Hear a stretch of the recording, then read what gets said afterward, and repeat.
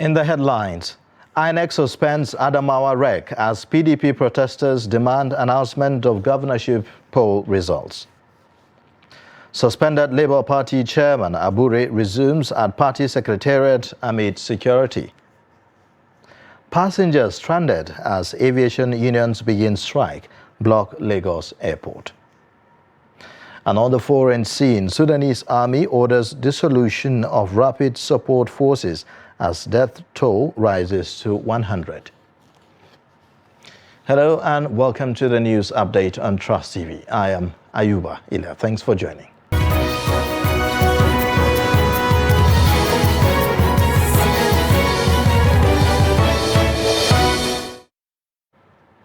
And now the details. The Independent National Electoral Commission has directed one of its resident electoral commissioners, Hudu Yunusa Ari, to stay away from all activities of the electoral umpire and the election in Adamawa State. Yunusa Ari, who was the rec for the governorship election in Adamawa State, stirred controversy on Sunday morning when he announced Aisha Binani Dahiru, the candidate of the All Progressives Congress, as the winner of the polls, a move that was not within his constitutionally given authority. Apart from the announcement being a usurpation of the returning officer's office, Ari doubtly erred in that he announced the results of an election whose collation process had not been concluded, and this caused tension within the state and stirred great debate across the nation, with observers calling what transpired in Adamawa State a sham. In a swift response, INEC declared the announcement of Binani as the winner of the Adamawa governorship election null void, and adding that the pronouncement is of no effect. Meanwhile, supporters of the People's Democratic Party in Adamawa State have taken to the streets of Yola, the state capital, to demand the results of last Saturday's governorship supplementary election be announced. The protesters, made up of men, women and youths, on Monday first stopped at the office of the Independent National Electoral Commission in Yola, where they urged the commission to respect the mandate of the people. They decried what they described as a lack of transparency in the election in Adamawa State, which according to them should have been concluded with the first poll held on March 18. The protesters described the supplementary election as a charade which should be condemned by all, adding that from results collated so far, it is obvious that Governor Umaru Fintiri won the election. INEC had on Sunday suspended collation of supplementary poll after the resident electoral commissioner in the state strangely declared the All Progressives Congress governorship candidate Aisha Binani the winner, while collation of results was ongoing. However, INEC National Commissioner and Chairman of the Information and Voter Education, Festus Okoye, slammed the action of the Adamawa REC, saying it usurped the powers of the returning officer. The Nigeria Labour Congress, NLC, on Monday visited the Labour Party headquarters as part of efforts to unify the party. This comes as the internal wrangling within the party took a turn for the worse following the invasion of the National Secretariat by a faction of the party. Noel Sampson reports. The president of the Nigeria Labour Congress, NLC, Joe Ajaero, said the visit to the Labour Party's headquarters was long overdue since the crisis rocking the party started, adding that unifying the party was of importance in the quest to reclaiming what he called the stolen mandate. We say enough is enough. Never again will any human being enter here under any guise, under any order. If there is any order, even if we lose our leadership, we have to meet as trustees of this Labour Party to decide the next line of action. This is formed by the NLC-TUC. It is our party. Nobody can come from the blues and declare himself as the chairman or secretary of our party without our consent. It's not done. Such people, if they attempt to come in here next time, all their properties, all their houses will convert it to Labour Party offices. The chairman of the party, Julius Abure, who welcomed the leadership of the union, thanked them for the support for the progress of the party. The time has come for Nigerians to take back their country. A new Nigeria, I believe, is possible, and no amount of harassment, intimidation, no amount of falsehood, no amount of falsificated stories will deter us from that pursuit. We refuse to be distracted. We continue to pursue our court case. We are in court because they stole our mandate. We will continue to remain in court till that mandate is recovered. We will not rest on our oars till we reposition Nigeria for greatness. The NLC president later ordered all members nationwide to arrest anybody that parades themselves as leaders of the party, apart from the one recognized by the court. Noel Samson, Trust TV News, Abuja. Nigerian aviation workers on Monday commenced a two-day warning strike. The workers blocked all roads leading to the two local airports and Murtala Mohammed International Airport in Lagos, protesting against the demolition of the airport. The report. All routes leading to Ikeja, the Lagos state capital, were blocked Monday morning as Nigerian aviation workers commenced a two-day warning strike with the protest. The development left many air passengers stranded as they are forced to trek with their luggage down to the airport. The protesting aviation workers comprise members of the National Union of Air Transport Employees, Air Transport Services Senior Staff Association of Nigeria, National Association of Aircraft Pilots and Engineers, Association of Nigerian Aviation Professionals, and Amalgamated Union of Public Corporation Civil Service Technical and Recreational Services Employees. Speaking to journalists at the protest ground, the General Secretary of the National Union of Air Transport Employees, Ocheme Abba, and his Air Transport Services Senior Staff Association of Nigeria counterpart, Francis Akinjole, said the action was to draw the attention of the relevant authorities to the need for the implementation of their minimum wage that was signed since 2019, their salary arrears, and the demolition of the airport. Despite approvals, necessary approvals that have been given, they have not been paid. And that is one of the legs of the disagreement. The second is that the conditions of service for some of the agencies which had been gone through due process, some of them for up to 13 years, have been lying fallow at the Salaries and Wages Commission and the Office of the Head of Civil Service of the Federation.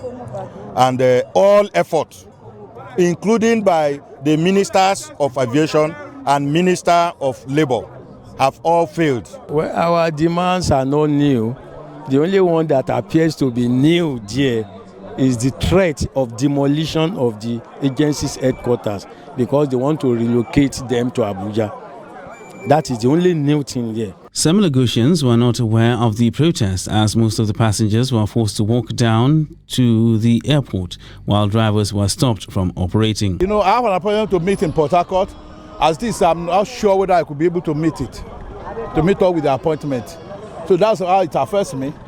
Then moreover, of course, trekking that is like a little bit of exercise. It's good for body. A journey of like 5 minutes to the airport from international toll gate to local is like 5 minutes drive. But it took me 2 hours. I'm stuck here. Nigeria is almost gone. It will take the special grace of God to revive this country. Although the protest was a peaceful one, security operatives were on ground to ensure peace. They, however, prevented journalists from capturing their presence at the protest. In the ensuing chaos, a Daily Trust journalist was harassed and his camera destroyed before he was detained at the airport police post for hours. The Coalition of Aviation Workers has vowed to embark on an indefinite strike if their demand is not met. The Nnamdi Azikiwe International Airport chapter of the Federal Airports Authority of Nigeria has advised travelers and stakeholders to make contingency plans in order to avoid missing their flights and appointments.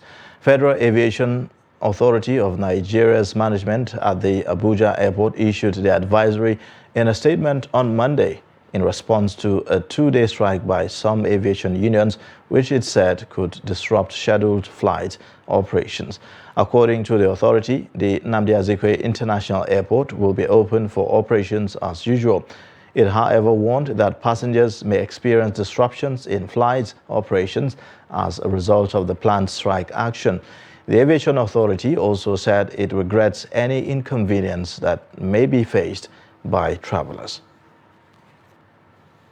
Now, many residents have been reportedly killed and houses burnt in a crisis that ensued between herders and farmers in Maitumbi village community of Mangu local government area of Plateau State.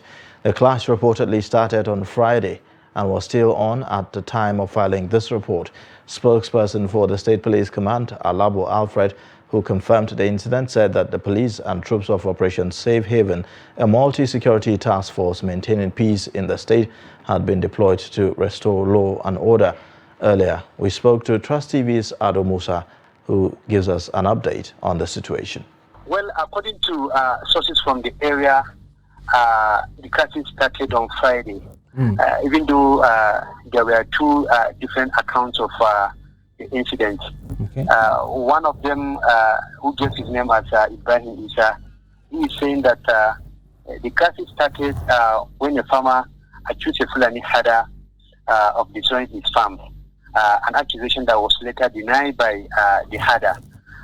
He further explained that after the disagreement was resolved by the parties together with security personnel, the farmer together with other people went down to the herder's house, killed him and one other person. That was according to Ibrahim Isa.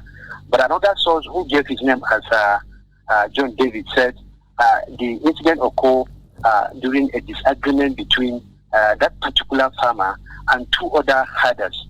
And in the process of disagreeing on who destroyed the farm, and in an attempt to kill the farmer, then one of the herders who was holding knives mistakenly stabbed his own fellow herder. That was according to David.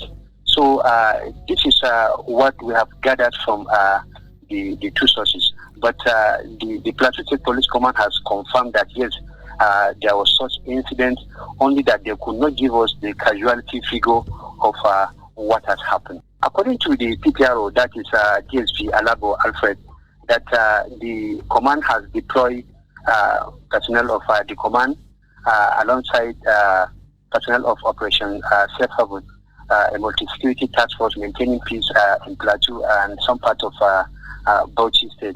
That security personnel have been deployed to the area to ensure that such incident does not occur any longer. Although some residents have already fled the community to other communities for their safety, but a source told me from the area that people who have remained or who are still in that particular village are still standing on their feet for fear of the unknown. So even with the presence of security personnel there, there is this fear that probably one party may attack the other. But even with this, there is presence of security personnel in the area. Staying with security matters, troops of Operation Hadarin Daji in Zamfara State on Monday foiled an attack by armed bandits on Anka town, headquarters of Anka local government area, and killed one bandit. Reports say that the troops who acted on intelligence report about the terrorist planned attack on the town engaged the bandits in a gun duel which lasted for several hours. However, the troops overpowered the bandits and forced them to retreat. One bandit was killed during the encounter, while one motorcycle, one AK-47 and a large quantity of 7.62 mm ammunition were recovered. Other bandits escaped with gunshot wounds. The troops have continued to dominate the general area in order to capture, kill and deny the bandits freedom of operation. Police operatives in Katsina have arrested 30-year-old Abubakar Abdulaziz for alleged kidnapping and killing of a 3-year-old child. Abdulaziz is suspected to have criminally trespassed into the residence of Adamu Al-Hassan of Basirawa village of Musawa local government area at night and kidnapped the 3-year-old child. The suspect dropped a letter directing the father of the victim, Adamu Al-Hassan, to pay 800,000 naira ransom and a contact phone number. The father of the victim, Adamu Al-Hassan, made contact and paid 150,000 naira to secure the release of his son, but to no avail. It is based on this, he reported the matter to security operatives who swung into action and arrested the suspected kidnapper and killer, Abubakar Abdulaziz.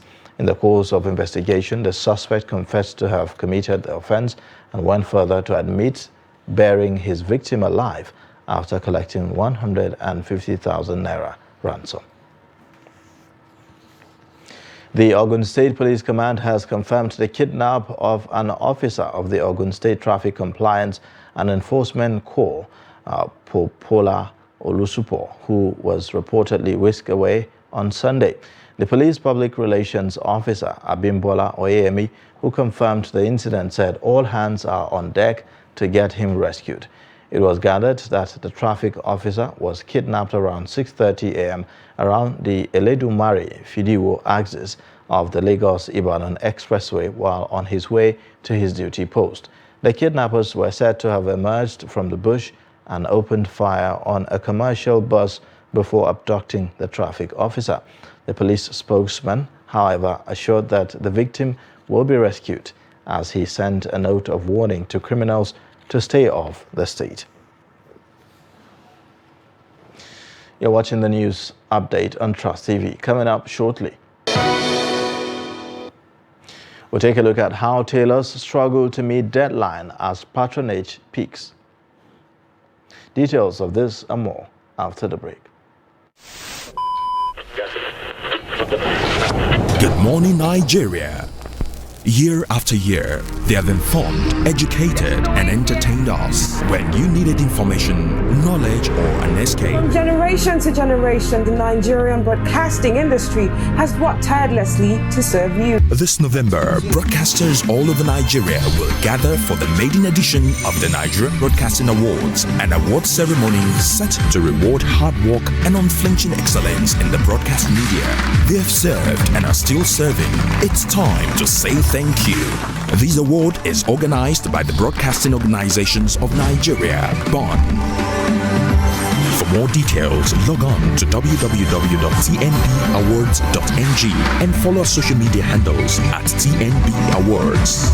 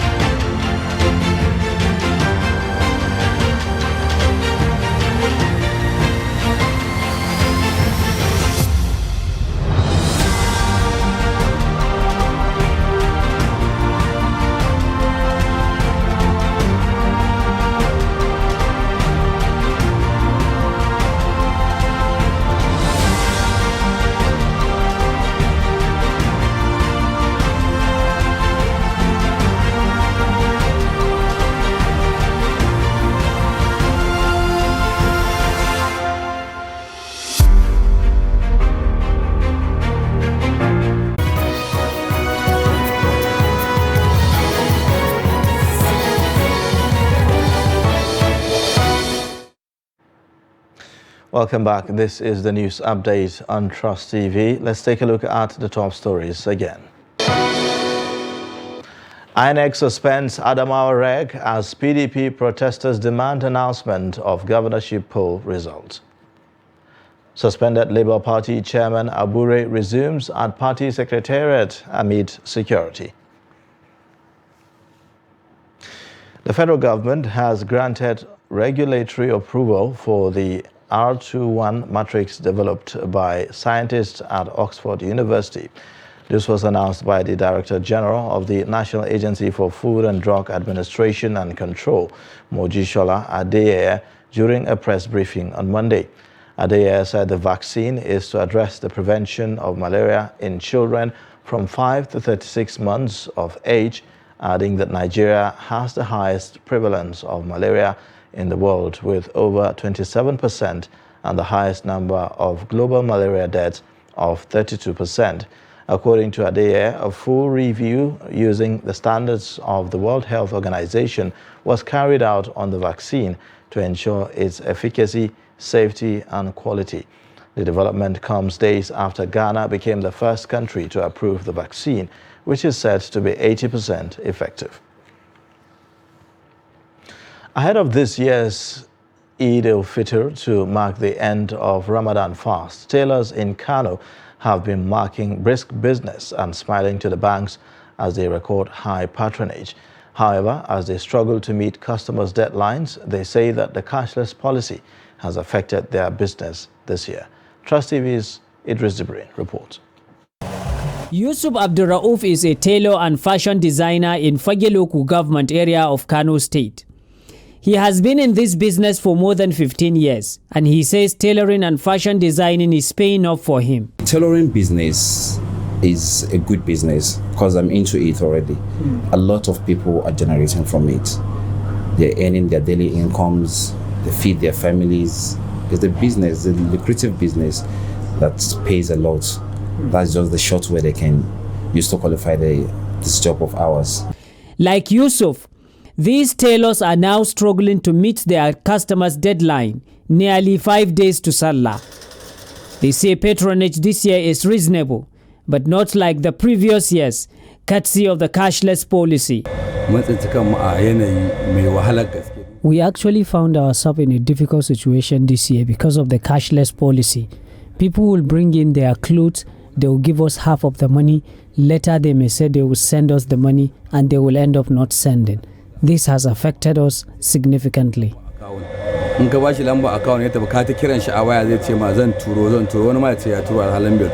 For Muslims, it's sunnah to adorn oneself for Eid by wearing the best clothes, which often makes it satisfying to visit friends and relatives while looking good and smelling nice. So Salah is a very important period for us, which is why it is very important for us to wear new clothes. For me, I have already sewn my own. I'm just waiting for that very day to wear it. Salah is a one-day event, and everybody would like to look nice and smell good. That is why everyone wants to use new clothes, especially during Salah. In Kano, it is therefore natural to see how people troop into these popular contemporary markets to buy textile materials. But tailors say meeting their deadline this year may likely pose a threat. Because time is already going, and we are actually struggling with people because the Salah is here, and I don't think we will be able to meet up with the deadline because there is no money, so people did not bring in their clothes on time. As they work day and night to meet their deadline, these tailors are hopeful that their customers will come with cash to collect their clothes before the Eid. Idris Jubrin, Trust TV News, Kano. Now, on the foreign scene, Sudan's army chief has branded the paramilitary Rapid Support Forces a rebellious group and ordered it to be dissolved as the faction battled the army in the capital and across the country. Explosions rocked the Sudanese capital, Khartoum, on Monday as fighting between the Sudanese army and the RSF raged for a third day, with the death toll surpassing 100. Sudanese army spokesman Nabil Abdullah says that the army has launched air raids on RSF positions, but the impact of the strikes was not immediately clear. He said that they are working to end the clashes in a short period in order not to endanger the citizens. The intense conflict, which has seen airstrikes, tanks on the streets, artillery fire and heavy gunfire in crowded neighborhoods, both in Khartoum and other cities across Sudan, has triggered international demands for an immediate ceasefire. And in sports news, Rangers coach Mboas Mangut has expressed disappointment with his side's 2-2 draw against Niger Tornadoes at the Awka City Stadium. The Coal City outfit surrendered a 2-goal lead to the youthful Ikon Allah boys in their matchday 14 fixture. Mangut believes that the Rangers need to work extra hard on the road to salvage the points lost. Rangers are now fighting to escape relegation following another disappointing result. The Flying Antelopes will take on Dakada at the Godswill Akpabio International Stadium, Uyo, this weekend. And that's it for the news update. Watch more via all our social media platforms and also on our YouTube live stream. I am Ayuba Ile. Thanks for watching.